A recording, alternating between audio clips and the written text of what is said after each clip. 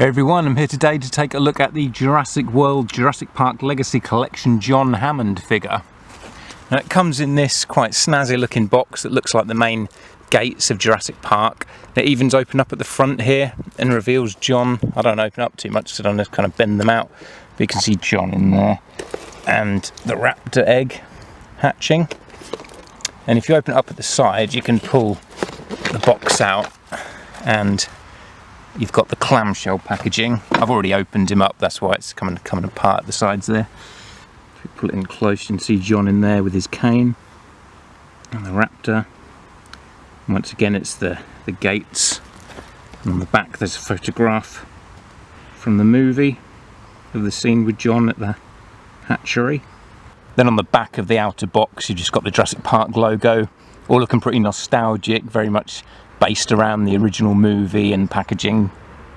So pretty nice looking packaging if you want to keep it on card. But I'm not bothered about keeping things on card myself, so I've taken him out. And he's a pretty nice looking figure. I'd say he's probably one of the best of the human figures Mattel have made. As much as I love the dinosaurs that they've been producing, I haven't been very keen on the human characters. I think most of them just look really ugly.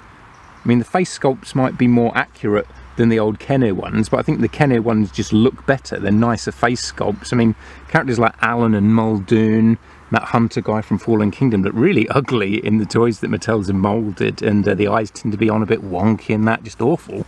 But this one here is pretty good. The face sculpt looks pretty nice, good paint job. I'm not sure how close I'm going to be able to get because he's quite small. I'll try and get a close-up. There you go. See, I think that looks pretty good. And the glasses, they've done quite well. And glasses can be a difficult thing to do on an action figure. Sometimes they can, they either have to be completely moulded in the plastic or they just look really thick and ugly. But these glasses, pretty good.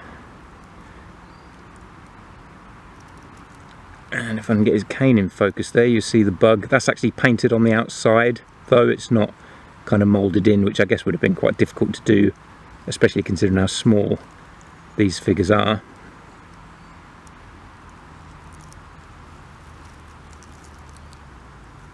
I don't know if it shows up on camera, but he's got kind of a dark wash over his jacket and trousers, which I assume is supposed to be there, and it's not just that my figures come dirty for some reason.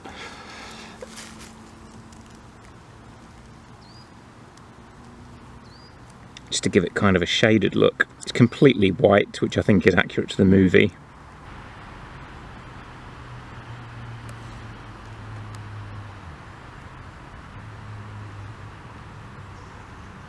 And for articulation, the arms go out to the sides and swivel around. Got a swivel and a hinge at the elbows as well that will go around. The head will go all the way around if you wanted it to. The legs come up, knees go down and swivel outwards as well, and the legs can go out to the side. The only articulation I wish these figures had, and it doesn't really matter so much on John here, but on some of the other ones I wish they had a swivel at the wrists so they could hold shotguns and rifles and things better, more realistically.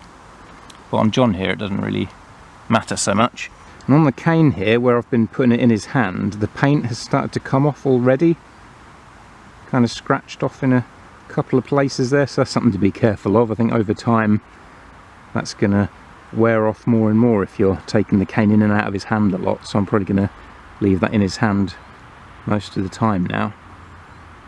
It's also a little bit bent coming out of the packaging, so I'm going to have to heat that up to try and straighten it up as well.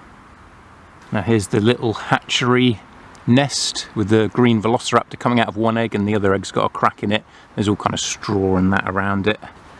I really like this. There's a little diorama. It's nice having this to put inside the command compound if you've got that original one. It's got a nice base on it there, so it stands pretty sturdily. Really nice accessory, comes with the figure.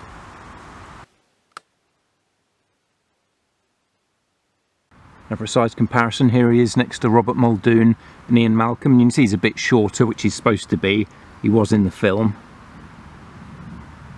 And here he is next to Alan Grant from the original toy line.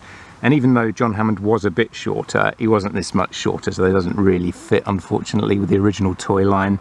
Which is a shame, because I've always wanted an John Hammond figure that would fit with that original toy line. But I still like this figure, and I still think it's the best human figure that Mattel have produced, so I'm certainly not complaining. And here he is inside the old Kenner Command Compound playset, with the hatchery in the background. He looks pretty good in there, even though he's a bit small for it, so I've had to kind of stand him on top of something to scale up. He's a nice addition with that little egg and nest that he comes with. I think it looks good in there. So that's my look at the Jurassic World Legacy Collection John Hammond figure, which was an exclusive, so probably going to be hard to find at this point, but hopefully it'll get released again at some point, maybe packed in with another figure or with a dinosaur, or just with less accessories, without that little kind of diorama piece. But he's kind of a must-have for any Jurassic World or Jurassic Park fan and collector. I mean, it's John Hammond, the guy who created it all, so I'm really pleased to have a figure of him. Thanks for watching, everyone, and I'll see you again soon.